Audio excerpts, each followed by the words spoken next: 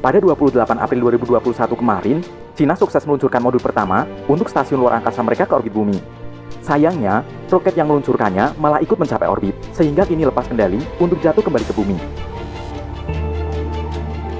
Long March 5B, varian roket terbesar Cina, berhasil meluncurkan modul Tianhe berbobot 22,5 metrik ton dari Lincheng. Tianhe terpisah dari roket Korstek atau tahap inti setelah 492 detik peluncuran, dan setelahnya langsung memasuki orbit yang direncanakan. Dirancang khusus untuk meluncurkan modul stasiun luar angkasa ke orbit rendah bumi, roket Long March 5B adalah jenis roket yang menggunakan tahap inti dan 4 pendorong di samping-sampingnya untuk memudahkannya menempatkan muatan langsung ke orbit rendah bumi. Sialnya, kesalahan peluncuran terjadi. Roket tahap inti Long March 5B justru ikut masuk ke orbit rendah bumi, yang mana seharusnya sudah jatuh kembali ke bumi sebelum masuk ke orbit rendah, agar bisa diarahkan pendaratannya kembali ke bumi.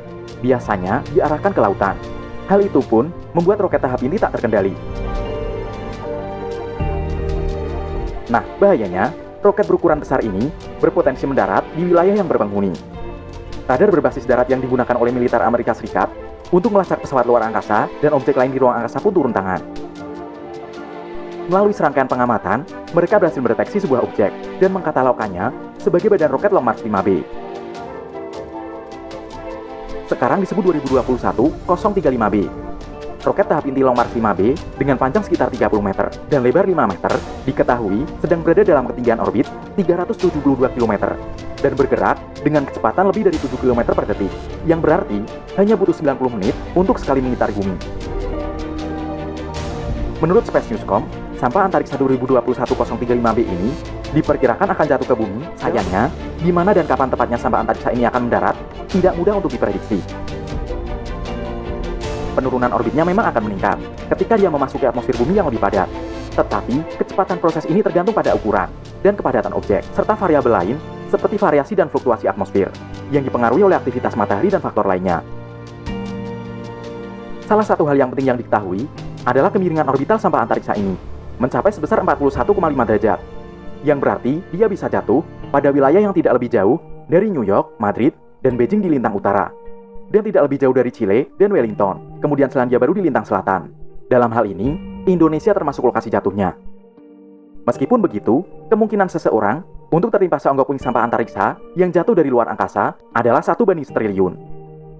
Itu bisa terjadi karena lebih dari 70% wilayah bumi adalah lautan, sehingga masih ada kemungkinan besar kalau sampah antariksa Cina ini jatuh di wilayah lautan bumi.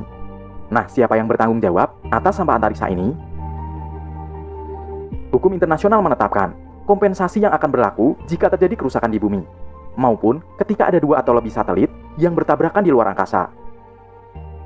Konvensi Kewajiban 1972, sebuah perjanjian PBB, memberlakukan tanggung jawab pada negara peluncur atas kerusakan yang disebabkan oleh objek luar angkasa mereka jika jatuh kembali ke bumi dan menyebabkan kerusakan yang merugikan. Dalam kasus Long March 5B, Cina lah yang akan bertanggung jawab penuh atas sampah antariksanya itu. Nah, kita berharap dan berdoa, semoga saja bagian roket Long March 5B jatuh di lautan, dan kita semua akan aman.